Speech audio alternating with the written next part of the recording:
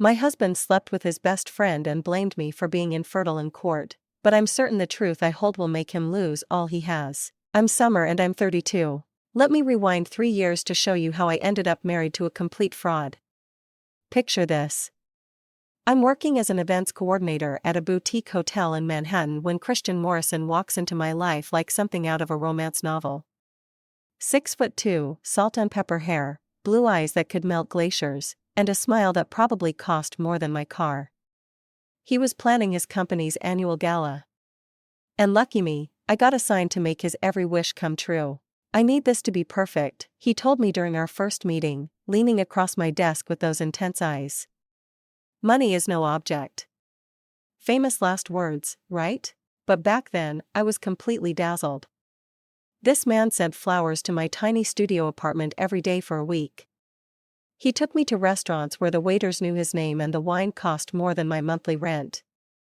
When he proposed on his penthouse balcony overlooking Central Park with a ring that could have funded a small country, I thought I'd won the relationship lottery. The wedding was straight out of a fairy tale. Christian spared no expense: designer dress, celebrity wedding planner, guest list that read like Forbes magazine. His mother, Elena, flew in from California wearing enough jewelry to stock Tiffany's. His business partner, Marcus, gave this touching toast about friendship and success that had everyone raising their glasses. I felt like Cinderella finally getting her happily ever after. But fairy tales don't prepare you for what happens when the clock strikes midnight and your prince turns back into a frog.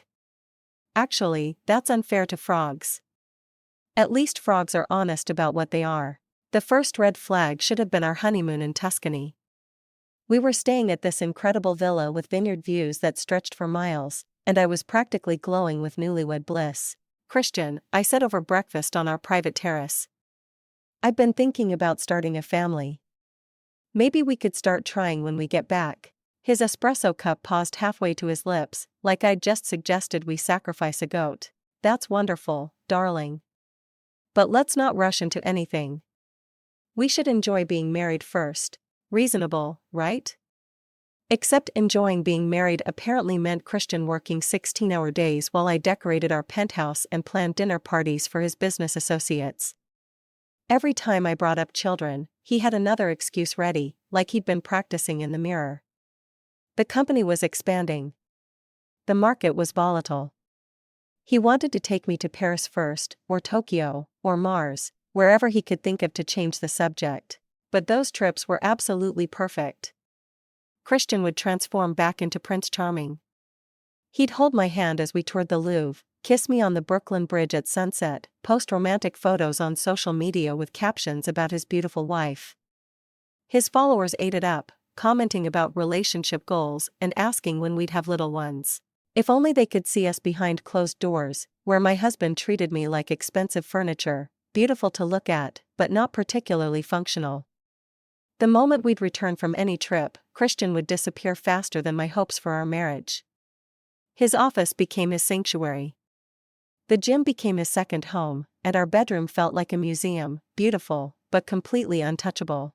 When I tried to initiate any kind of intimacy, he'd suddenly remember an urgent email that required his immediate attention, because apparently market fluctuations can't wait for your wife to feel loved. I started making excuses for him like it was my part-time job. Successful men have demanding schedules, I told myself. He's building an empire, and that takes sacrifice. But late at night, staring at the ceiling of our king-sized bed while he slept with his back to me, I couldn't shake the feeling that something fundamental was wrong. And by something, I mean everything. My friend Rachel, a nurse who'd known me since college, was the first person to call out the obvious. "Summer, you look exhausted," she said during one of our monthly brunches, studying my face like I was one of her patients. "When's the last time you and Christian had a real conversation?" "We talk all the time," I protested. But even I could hear how hollow that sounded. It was like saying we breathed the same air, so obviously we were communicating. What about his work, your social calendar? When's the last time he asked how you're feeling about anything that actually matters to you? I couldn't answer because I couldn't remember. Christian had mastered the art of conversation without actually communicating, like a politician, but with better hair and worse intentions. He'd ask about my day while scrolling through his phone. He'd compliment my appearance for public consumption, but in private, I might as well have been wallpaper. The breaking point came on our second anniversary. I'd planned this romantic evening, his favorite restaurant, a bottle of wine we'd shared on our wedding night, lingerie that cost more than most people's mortgage payments. I wanted to feel connected to my husband again, to remember why we'd fallen in love in the first place. Christian came home 3 hours late. "Sorry, darling," he said, loosening his tie without actually looking at me. Marcus and I were reviewing quarterly projections, and you know how time flies when you're discussing expansion strategies. There I was, standing in our living room, wearing a dress that hugged every curve, makeup perfect, hope dying a slow and painful death in my chest.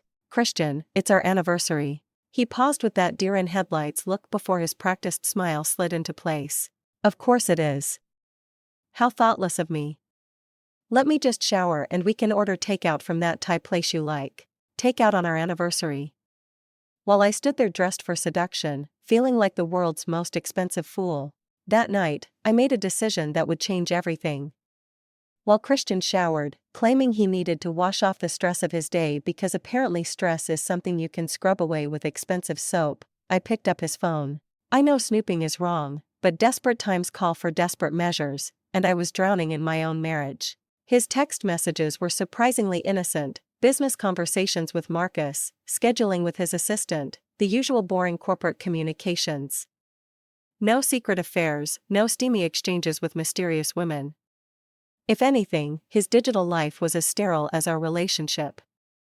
How fitting. But something nagged at me. The way he and Marcus texted felt different, comfortable in a way that Christian never seemed with me anymore. They had inside jokes, shared references, and an easy intimacy that I envied. It was like watching two people who actually liked each other, which was a foreign concept in my marriage. You know what they say about curiosity in cats? Well, this cat was about to discover some very interesting information, and I was definitely going to survive to tell about it. Take Marcus, for example, Christian's business partner, best friend since college, and the man who seemed to know my husband's schedule better than his own wife did. They'd roomed together at Harvard, started their investment firm right after graduation. And somehow Marcus was always around, always invited to our dinner parties, always joining us for holidays, always the third wheel who never actually felt like a third wheel. More like I was the third wheel in their perfectly choreographed friendship. I started paying attention to things I'd previously ignored because I was too busy playing the perfect wife. The way Christian's entire demeanor would change when Marcus walked into a room, suddenly animated, genuinely laughing, more alive than I'd seen him in months. The way they'd stand just a little too close during business discussions, their conversations flowing with an ease that made me feel like an outsider in my own home. "Marcus is coming for Thanksgiving," Christian announced one evening in November, not asking, but informing me like I was his secretary. "Of course he is," I replied, not bothering to hide my sarcasm. Would it be a holiday without Marcus? Should I set a place for him at our anniversary dinner, too? Oh, wait. We don't have those anymore. Christian shot me a sharp look. He's family, Summer. You know he doesn't have anywhere else to go. Family.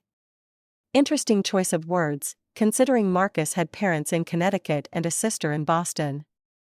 But apparently our dinner table was where he belonged for every major holiday. I was starting to feel like the unwanted guest at my own celebrations, which is quite an achievement when you're paying for the turkey. But instead of starting another fight that would go nowhere, I decided to play detective. During Christmas dinner, I watched them like I was studying for the most important exam of my life. The shared glances, the way Marcus could make Christian laugh with just a raised eyebrow, the comfortable silence between them that spoke volumes. When Marcus complimented the dinner I'd spent all day preparing, Christian beamed with pride as if he'd cooked it himself. Here's something fun. Have you ever watched two people who are clearly in love try to pretend they're just friends? It's like watching a badly acted play where everyone's forgotten their lines but keeps going anyway. After the holidays, I made a discovery that sent my world spinning off its axis. Christian had forgotten to lock his home office safe, something that never happened. Because my husband was more obsessive about security than the Pentagon. He kept important documents in there: property deeds, investment portfolios, insurance policies, and apparently life-changing secrets. I knew I shouldn't look. I knew I was crossing about 17 different lines. But my marriage was already broken, and I needed to understand why I was living with a stranger who happened to share my last name. Most of the contents were exactly what you'd expect: legal documents, financial records, business contracts. But tucked between his property deeds and his life insurance policy, like some kind of twisted Christmas present, I found a manila envelope with a medical clinic's logo. The letterhead read Metropolitan Men's Health Center. And the date was 3 years before we'd even met, before he'd swept me off my feet with talk of building a life together, before he'd nodded sympathetically every time I mentioned wanting children. My hands were shaking as I opened it, and honestly they should have been. Vasectomy consultation and procedure confirmation. Voluntary sterilization completed successfully. Patient counseled on permanence of procedure. Let that sink in for a moment. My husband had me believing I was broken while he'd literally made sure we could never have children. The audacity was almost impressive. The envelope slipped from my numb fingers like a smoking gun. And for a moment, I just stood there in Christian's office, staring at the evidence scattered across his mahogany desk. 3 years before he'd met me. 3 years before he'd swept me off my feet with promises of forever. 3 years before he'd let me believe that my body was somehow failing us both. Every conversation about our future family had been a performance worthy of an Oscar. Every time I'd suggested baby names or pointed out cute nursery furniture, he'd been acting. This man had built our entire relationship on a foundation of lies so elaborate it would make politicians jealous. I photographed the documents with my phone, my hands still trembling with a combination of rage and vindication. Then I carefully returned everything to its exact position in the safe, because if Christian thought he was the only one who could play the long game, he was about to get a very rude awakening. The next few weeks were pure torture. I sat across from Christian at dinner making small talk about his day while inside I was screaming loud enough to wake the dead. I watched him chat with Marcus about their latest business ventures, and suddenly their relationship took on a completely different dimension. Had Marcus known about the vasectomy? Was he part of this elaborate deception too? Of course he was. You don't share a dorm room, start a business, and maintain a decades-long friendship without knowing your partner's medical history, especially when that medical history directly impacts the woman he's married to. You seem distracted lately, Christian observed one evening, not looking up from his tablet as he scrolled through emails like the caring husband he pretended to be. Just tired, I replied, wondering how he could be so oblivious to the fact that I'd uncovered his lies. But then again, Christian had always been excellent at seeing only what he wanted to see. It's a useful skill when you're living a double life. The final piece of the puzzle fell into place during a dinner party we hosted for some of Christian's business associates. I was playing the perfect hostess as always when I noticed something that made my blood run cold. Marcus was adjusting Christian's tie, an intimate gesture that lasted just a beat too long. Their eyes met, and in that moment I saw something that explained absolutely everything. Love. Not friendship, not business partnership, but genuine, deep, romantic love. I excused myself to the kitchen and gripped the marble countertop until my knuckles turned white. How long had they been together? Had their relationship started in college, or was it something that developed over years of building their business empire together? More importantly, why had Christian married me if he was in love with someone else? The answer was probably sitting right there in that manila envelope, wasn't it? The vasectomy, the marriage to a woman who desperately wanted children, the prenuptial agreement I'd signed without reading carefully because I'd been blinded by love and expensive jewelry, it all added up to something calculated and cruel.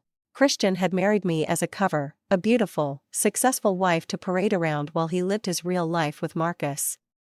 And when our childless marriage inevitably failed because I couldn't get pregnant, he'd be able to keep his fortune intact while playing the victim of a defective woman who couldn't give him the heir he wanted. It was actually brilliant in a completely sociopathic way. I almost had to admire the planning involved. Almost.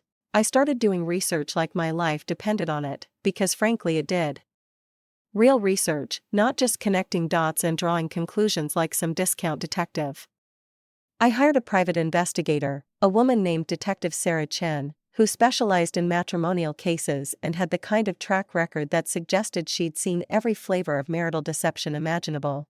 I paid her with money from an account Christian didn't know about, a small inheritance from my grandmother that I'd kept separate from our joint finances, because apparently I had better instincts about protecting myself than I'd given myself credit for. I need to know if my husband is having an affair, I told Sarah during our first meeting at a coffee shop in Queens, far from anywhere Christian or Marcus might accidentally stumble upon us. Sarah was in her 40s, sharp-eyed and professional, with the kind of no-nonsense attitude I wished I'd possessed 3 years ago. Most wives have a gut feeling before they have proof, she said, studying me across the small table. What's yours telling you? That my marriage has been a lie from day one, and I'm about to prove it. She nodded like she'd heard this story 1,000 times before, which was either reassuring or deeply depressing. Give me 3 weeks. If there's something to find, I'll find it. Those 3 weeks were the longest of my life. I had to continue playing the devoted wife while inside I was building a case for my own liberation. Christian noticed nothing different about my behavior, which honestly told me everything I needed to know about how much attention he'd ever paid to his actual wife versus his imaginary perfect spouse. Summer seems a bit off lately, doesn't she? I overheard Marcus ask Christian one evening when they thought I was upstairs. Because apparently my husband discussed my emotional state with his boyfriend, but not with me. She's probably just hormonal, Christian replied dismissively. You know how women get. After 3 years of marriage, that was his clinical analysis of my emotional state. Not concerned that his wife might be unhappy. Not worried that something might be wrong. Just hormonal. Like I was some kind of unpredictable weather pattern that occasionally produced storms. I wanted to march into that room and show them both exactly how hormonal I could get. But patience was about to pay off in ways they couldn't imagine. Sarah called me on a Tuesday morning while Christian was at the gym with Marcus, their daily routine that I'd never questioned before, but now seemed like the perfect cover for whatever they were really doing during those 2-hour workouts. We need to meet, she said simply. I have what you're looking for. The photographs were absolutely damning, Christian and Marcus leaving a hotel in Midtown, not the kind of place you'd go for a business meeting unless your business involved king-sized beds and room service. Christian and Marcus at a restaurant in the village, holding hands across the table like the lovers they obviously were. Christian and Marcus kissing in the doorway of Marcus's apartment building at midnight when Christian had told me he was working late at the office. How long? I asked, staring at the evidence of my husband's double life spread across the table like playing cards in the world's worst poker game. From what I can tell, at least since college, maybe longer. They're very careful, very discreet, but there are patterns: hotel registrations under Marcus's name, restaurant reservations for 2 in locations where they're unlikely to run into anyone from their professional circle. Your husband has been living a double life for a very long time. I felt strangely calm as I absorbed this information. The betrayal was complete now. No more wondering. No more second-guessing my instincts. No more making excuses for behavior that had never made sense. Christian had married me to hide his relationship with Marcus, undergone a vasectomy to ensure I'd never get pregnant, and created the perfect trap to ensure I'd walk away from our divorce with nothing. Except he'd made one crucial miscalculation. He'd underestimated his wife. I want a divorce, I announced on a Thursday evening, standing in the doorway of Christian's office while he reviewed quarterly reports. I'd rehearsed this moment for weeks, but my voice still came out stronger and clearer than I'd expected. Christian didn't even look up from his laptop, because why would he? I was just his wife. Don't be dramatic, Summer. Whatever's bothering you, we can discuss it rationally like adults. There's nothing to discuss. I want out of this marriage. That got his attention. He finally lifted his head, and I saw calculation flicker in his eyes before his expression settled into what I'd learned to recognize as his negotiation face, the same one he used with difficult clients who didn't understand how lucky they were to have his expertise. Summer, let's not make any hasty decisions. Marriage is work, and we both need to put in more effort. Effort? I laughed, and it sounded harsh even to my own ears. Christian, when's the last time you touched me? When's the last time we had a real conversation about anything that mattered? When's the last time you treated me like a wife instead of an expensive accessory that looks good at company parties? He stood up, moving around his desk with the kind of predatory grace that had once made my heart race and now just made me angry. You're being emotional. This is exactly the kind of reaction that makes productive communication impossible. I'm done communicating. I filed the papers. You'll be served tomorrow morning. The mask slipped then, just for a moment, and I saw something cold and calculating in his expression. The real Christian, the one who'd planned this entire charade from the beginning. You might want to reconsider that decision, Summer. Remember our prenuptial agreement? You signed away quite a lot of rights when you were so eager to become Mrs. Morrison. There it was, the threat I'd been expecting, the reminder that he held all the financial power, that he'd structured our marriage to ensure I'd be left with nothing if I ever tried to leave. Christian had always been thorough in his planning. It was one of the qualities I'd once admired about him. I remember, I said calmly. I also remember the clause about fault-based divorce and the provision for spousal support in cases of adultery or fraud. His confidence wavered slightly, like a crack appearing in expensive marble. I don't know what you think you know, but I know about Marcus. The words hung in the air between us like a live wire, crackling with dangerous energy. Christian's face went completely blank, that expressionless mask he wore when he was calculating his next move in a high-stakes negotiation. I don't know what you mean by that. Of course you don't. I turned to leave, then paused in the doorway for my exit line.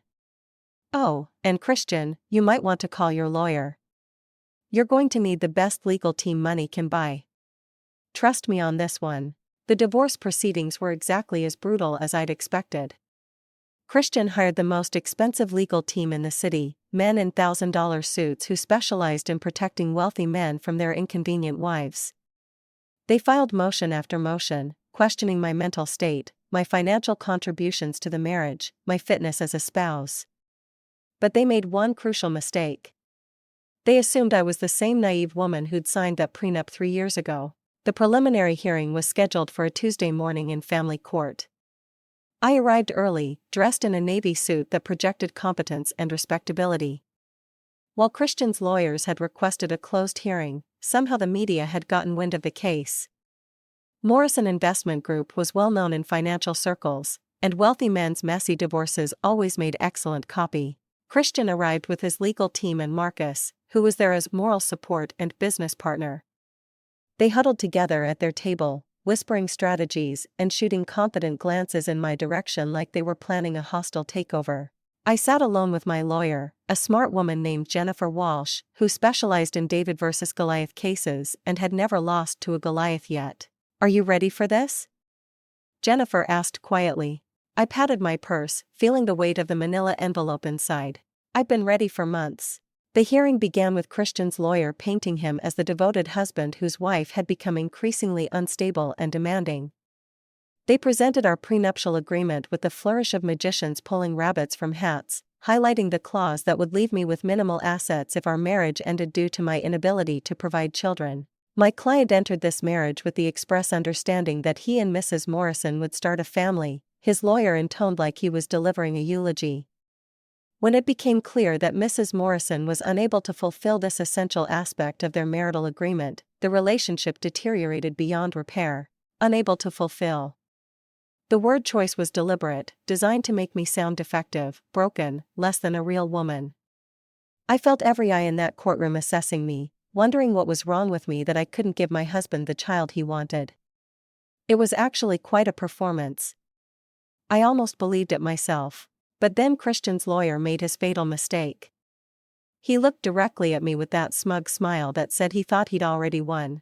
Furthermore, Your Honor, medical evidence will show that Mrs. Morrison is in fact infertile. My client has endured 3 years of false hope while his wife concealed her condition, making conception impossible. The silence in that courtroom was deafening. You could have heard a pin drop as Judge Harrison stared at Christian, waiting for an explanation that wasn't coming. Christian's face had gone from confident to pale to green in about 30 seconds. Quite the transformation for someone who usually controlled every room he entered. Your Honor, I said, standing up despite Jennifer's surprised look. I have evidence I'd like to present to the court. I walked to the judge's bench, my heels clicking on the marble floor like a countdown timer, and placed that beautiful manila envelope in his hands. The courtroom was silent except for the rustle of paper as he opened it and examined the contents: the vasectomy records, the private investigator's photographs, bank statements showing hotel charges and restaurant bills for Christian's secret dates with Marcus, phone records documenting late-night calls between them while Christian was supposedly working late. Judge Harrison's expression grew darker as he reviewed each piece of evidence. Finally, he looked up, his gaze moving from Christian to Marcus to me like he was watching the world's most expensive tennis match. "Mr. Morrison," he said, his voice carrying the weight of judicial authority and barely contained disgust. "Would you care to explain these documents?" Christian's lawyer jumped up like his chair was on fire. "Your Honor, we weren't prepared to address these allegations today. We request a continuance to properly review these documents and prepare our response." "Allegations?" Judge Harrison's eyebrows shot up as he held up one of the photographs. "This appears to be your client kissing another man outside an apartment building. Are you suggesting this is somehow fabricated?" I watched Christian's world crumble in real time. And honestly, I should probably feel guilty about how satisfying it was. But after 3 years of being made to feel like I was the problem, like I was broken and insufficient, watching him squirm felt like justice served with a side of karma. Marcus had gone completely white and was staring at his hands like they held the secrets of the universe.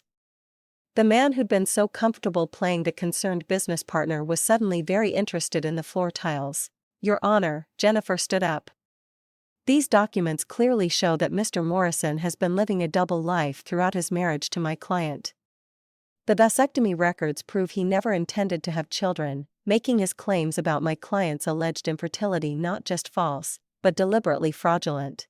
The judge flipped through more photographs, his expression growing more disgusted by the minute. "This court has seen many cases of marital deception, but this level of premeditation is particularly disturbing.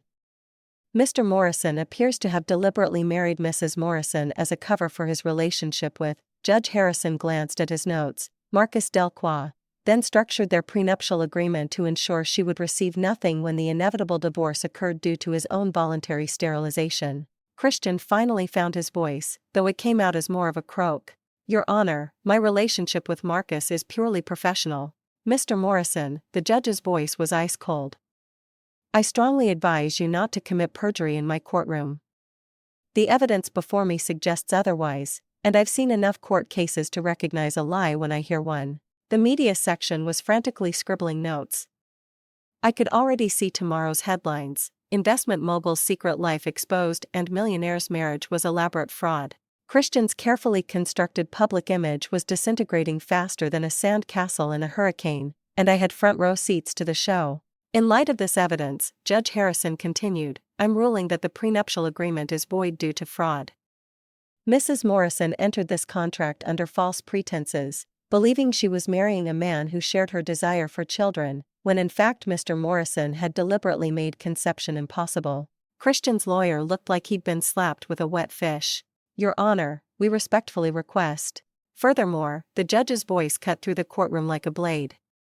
"I'm awarding Mrs. Morrison 50% of all marital assets, including the primary residence, vacation properties, and a substantial portion of Morrison Investment Group.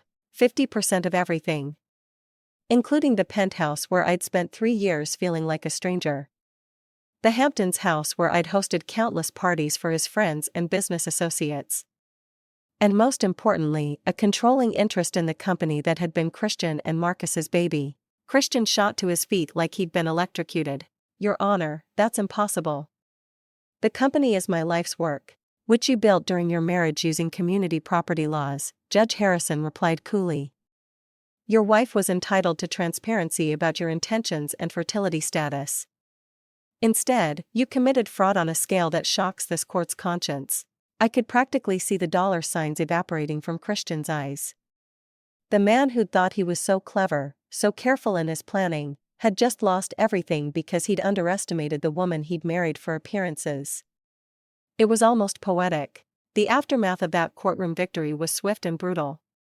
Within 48 hours, news of Christian's deception had spread through Manhattan's financial district like wildfire. The story had everything gossip-hungry socialites loved: secret affairs, financial fraud, and a wealthy man's spectacular downfall. Christian's business associates started distancing themselves immediately. Nobody wanted to be associated with a man who'd committed marriage fraud, especially not in a world where reputation was everything.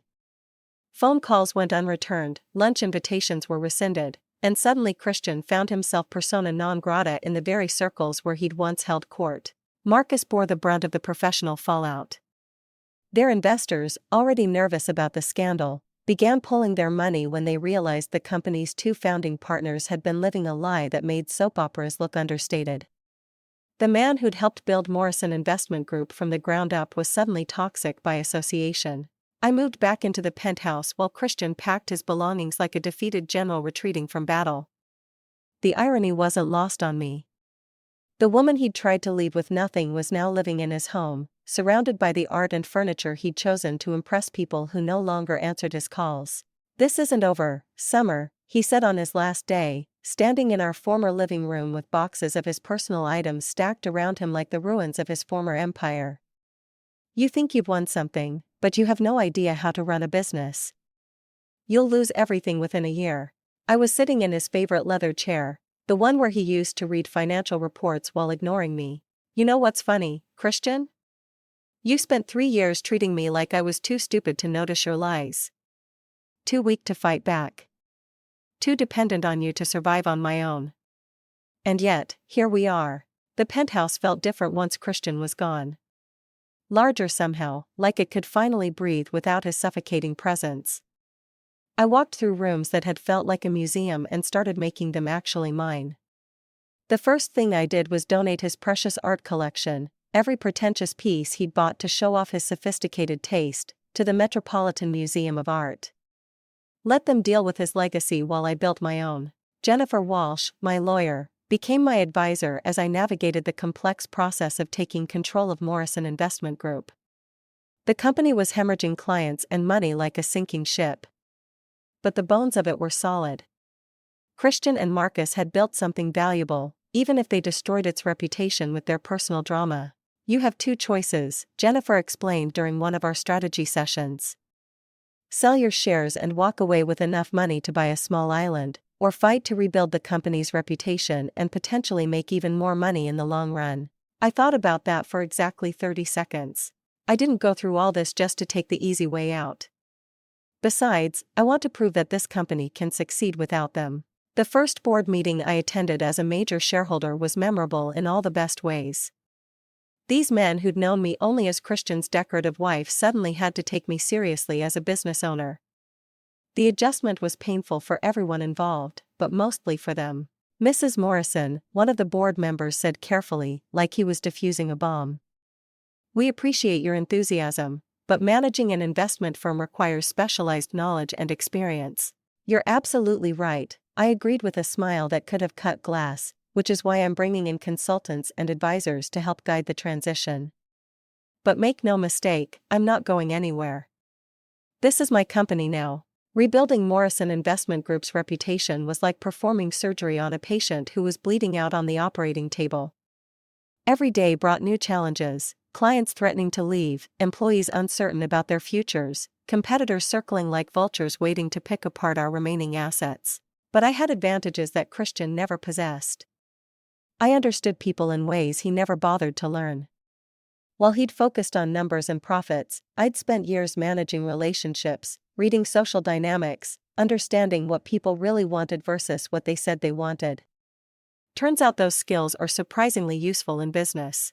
My first major decision was rebranding.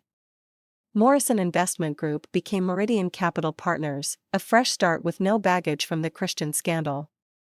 I hired a crisis management team, a new marketing firm, and most importantly, I brought in Rebecca Torres as CEO. Rebecca was everything I wasn't: financial expertise, 15 years of experience running investment firms, and a reputation for turning around struggling companies. She was also a woman in a male-dominated industry who understood exactly what it felt like to be underestimated by men in expensive suits. "Why me?" she asked during our first meeting. "You could hire any number of experienced executives who probably work for less money and fewer questions.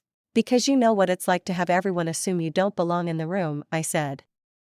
"And because when I researched your track record, I realized you're exactly the kind of person Christian would never have hired, which makes you perfect for what we're trying to build." Rebecca smiled at that. You want to prove that the company can succeed without him. I want to prove it can succeed better without him. The first 6 months were brutal in ways I hadn't anticipated. We lost about 40% of our client base, had to lay off a third of our staff, and there were days when I wondered if Christian had been right about my ability to run a business. But slowly, gradually, we started attracting new clients who were intrigued by our story. Turns out there were a lot of people who enjoyed the idea of investing with a company that had been built from the ashes of a fraud scandal. We marketed ourselves as transparent, ethical, and led by people who understood the real cost of deception. It was a compelling narrative, and more importantly, it worked. Marcus tried to reach out to me once, about 8 months after the divorce was finalized. He called my office, somehow got past my assistant, and caught me during a late evening when I was reviewing quarterly reports and wondering if I'd bitten off more than I could chew. Summer, I wanted to apologize, he said, his voice heavy with guilt that was probably genuine. I never meant for you to get hurt in all this. But you knew I would be, I replied calmly, setting down my pen and leaning back in my chair.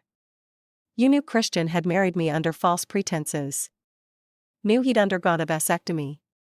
Knew he was planning to leave me with nothing when our childless marriage inevitably failed.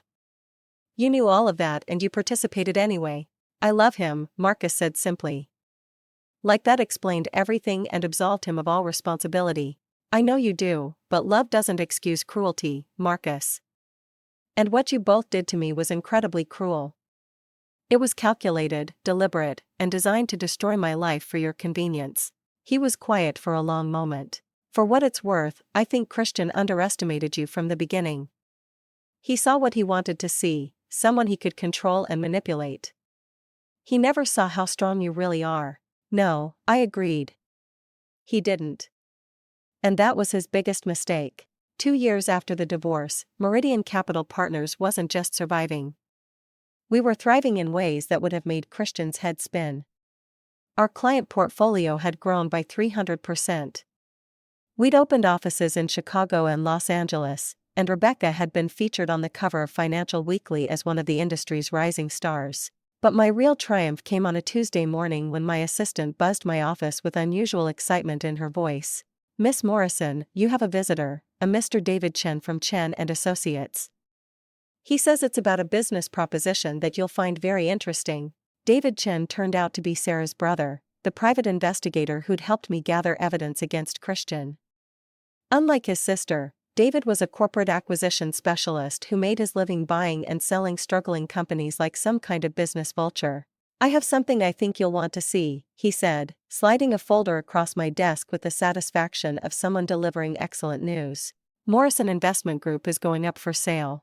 I opened the folder and felt a smile spread across my face that probably looked borderline predatory. Christian and Marcus's original company, the one they'd lost most of their clients and investors after the scandal, was now bleeding money and desperately seeking a buyer. The asking price was a fraction of what the company had been worth during its heyday. They're asking $12 million, David explained. Based on their remaining assets and client contracts, it's actually a decent deal for someone who knows how to turn around a damaged brand. $12 million, pocket change compared to what I'd walked away with from the divorce settlement. More importantly, it would give me the chance to complete the circle, to own the company that Christian had built his entire identity around.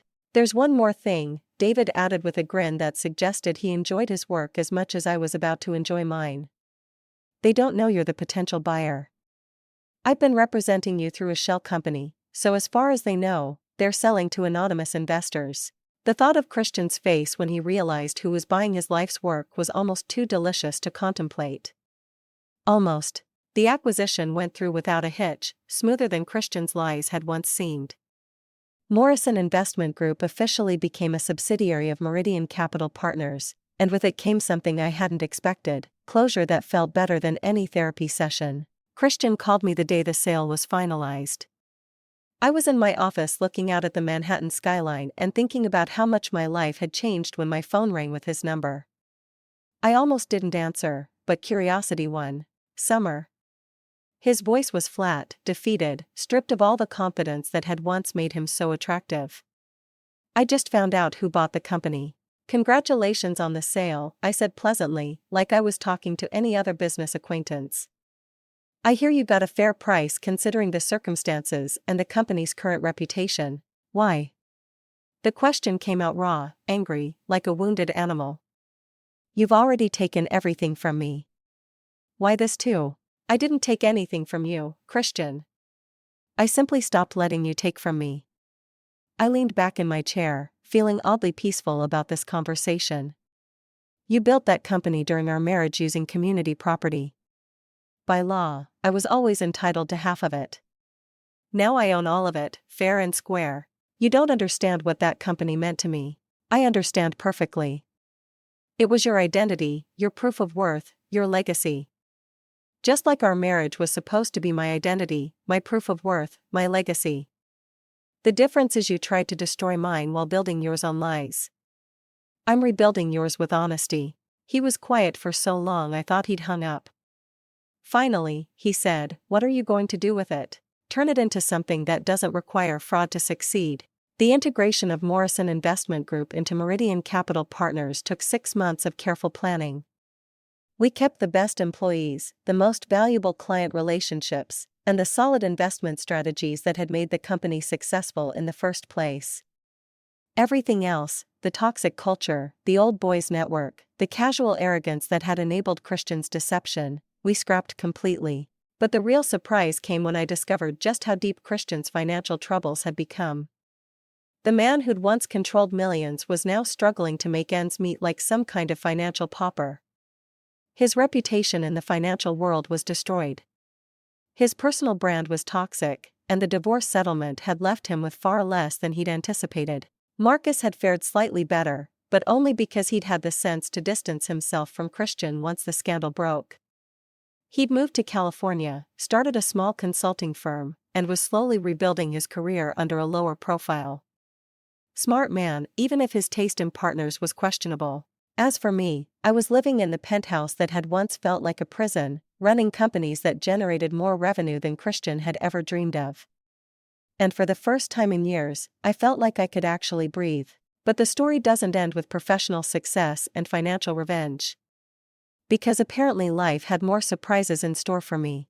I was at a charity gala, the kind of event I'd attended dozens of times as Christian's arm candy, when I met Dr. James Mitchell. He was a pediatric surgeon at Mount Sinai, recently divorced himself, and refreshingly unimpressed by my business success or social status. So, you're the woman who brought down Morrison Investment Group, he said when we were introduced, his tone more curious than judgmental. I'm the woman who survived Morrison Investment Group, I corrected. There's a difference. He studied me with intelligent gray eyes that reminded me of storm clouds. I imagine there is. That must have taken incredible strength. It was the first time in years that someone had acknowledged what I'd been through rather than just focusing on what I'd gained from it. Most people saw the penthouse, the successful company, the financial victory, and assumed I'd come out ahead. James was the first person to recognize that surviving that level of deception and betrayal had required something deeper than just good lawyers and determination. We talked for 3 hours at that gala, long after the formal program had ended and most guests had gone home. He told me about his work saving children's lives, about his own messy divorce from a woman who'd wanted a doctor's salary but not a doctor's schedule. I told him about building a company from the ashes of a fraudulent marriage, about learning to trust my instincts after years of being gaslighted by a professional. Would you like to have dinner sometime? He asked as the evening wound down. Somewhere quiet where we can continue this conversation without 100 people pretending not to eavesdrop. I almost said no. After everything I'd been through with Christian, the idea of trusting another man felt about as appealing as voluntary root canal surgery. But something about James felt different, genuine in a way that Christian had never been, even during his most convincing performances. I should probably warn you, I said. I come with a lot of baggage, public scandal, trust issues, an ex-husband who committed marriage fraud, and a tendency to investigate people's backgrounds before the second date. James smiled. And it was nothing like Christian's practiced charm. This was warm, real, unguarded. I come with emergency surgery schedules, a tendency to disappear into work for 12-hour stretches, and an ex-wife who tells anyone who will listen that I chose my career over our marriage. Want to compare baggage over dinner on Friday? I realized I was smiling back, the first genuine smile I'd felt in longer than I could remember. That sounds perfect. 6 months later, I was standing in the bathroom of my penthouse, staring at a pregnancy test with 2 pink lines, feeling emotions I couldn't quite name. After everything Christian had put me through, the years of thinking I was broken, the public humiliation in court, the cruel irony of being called sterile by a man who'd made himself sterile, I was pregnant. James and I had been taking things slowly, building trust and intimacy in ways I'd never experienced with Christian. He'd been patient with my anxiety about commitment, understanding about my need for independence, and amazingly supportive of my business endeavors. When I'd told him about wanting children someday, he'd simply said, "Someday sounds good to me when you're ready." Apparently, someday had arrived sooner than either of us expected. Summer? James called from the bedroom. Everything okay in there? I opened the bathroom door, still holding the test, still trying to process this turn of events. James took one look at my face, then at the test in my hands, and his expression shifted from concern to wonder. "Are you?" he started, then stopped, waiting for me to tell him how I felt about this news before he revealed his own reaction. "I'm pregnant," I said, the words feeling surreal. After all of Christian's lies about me being infertile, after believing for years that I might never be able to have children, I'm actually pregnant. James crossed the room in 2 steps and wrapped me in his arms, careful and gentle like he was afraid I might break. "How do you feel about it?" "Terrified," I admitted. "Excited, vindicated, like the universe has a sense of humor and excellent timing." When Emma Rose Mitchell was born on a snowy Tuesday morning in February, weighing 7 pounds and 2 ounces with a full head of dark hair and her father's determined chin, I finally understood what true victory looked like. It wasn't the financial success, wasn't the professional recognition, wasn't even the satisfaction of watching Christian's empire crumble. True victory was holding my daughter in my arms, knowing that I'd survived everything that had tried to break me and emerged stronger, wiser, and infinitely more capable of love than I'd ever thought possible. James proposed when Emma was 6 months old, not with a massive diamond designed to impress other people, but with his grandmother's simple gold band and a promise that he'd spend his life being worthy of the trust I'd placed in him. We married in a small ceremony in the garden of the penthouse, surrounded by the people who'd supported me through the darkest period of my life. As for Christian and Marcus, they weren't invited, obviously. I'd heard they'd moved to Portland, where Marcus was running a small investment advisory firm and Christian was working as a mid-level analyst. They were together, finally living openly as a couple, but their professional reputations had never recovered. Sometimes the best revenge really is living well, and I was living very, very well indeed.